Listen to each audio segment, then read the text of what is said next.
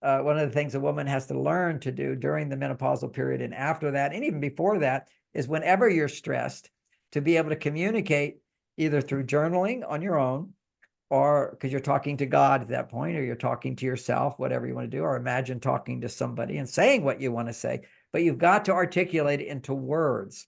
What the thing about getting it into words is that you're using a different part of your brain. You're not just over on the right brain, you're also using the left brain to articulate feelings with words, which then allows you to go to the prefrontal cortex and make sense of them and be able to look at things more logically.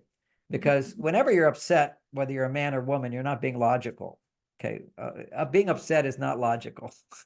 It just, but you have to look at things. This is my reality of 50 years, women talking to me, being upset about something, and then exploring and expressing their feelings, and then they're not upset.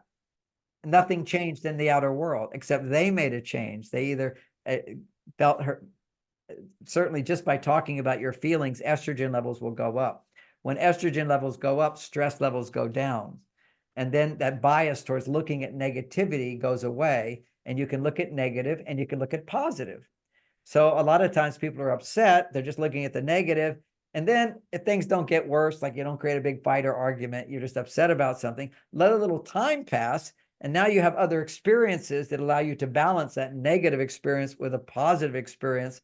And now you can let it go. But you don't have to take all that time. All you have to do is write out what's bothering you, and then write out what you want, and then imagine getting it, and then imagine how you would feel having gotten it, and you'd feel grateful and appreciative. And then you'd realize, I'm making a big deal out of nothing. Okay. Or you'd realize, all right, I made a mistake and pushed his buttons. I know what to do next time.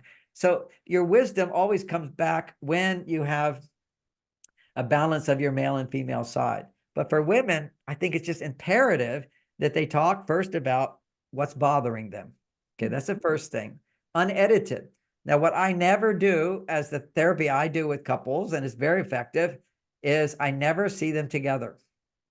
Say, this is what woman can ever really feel safe to express what's deeper inside of her in the presence of her husband, because it's going to upset him. Okay. It's like women, when I'll take a woman, for example, and she'll complain to me, oh, he was coming home in such a bad mood. And I said, well, tell me about that. And then she gives me more details about it, more details. Well, tell me more. And I said, now that just must be disgusting to hear those feelings. And she'll go like, he knows. It is. She's never going to say that's disgusting in front of her husband. You have to have the freedom to really go into the irrational part of us. And that is an irrational reaction, but it's the first reaction that comes up when you're angry at someone. But ultimately, whenever you're disgusted with something out there, you're disgusted with something inside yourself as well. I mean, these are all the depths of psychology that maybe not everybody's aware of, but she doesn't have to be that sophisticated. Just write out what's bothering her. Now, when you write out what's bothering you,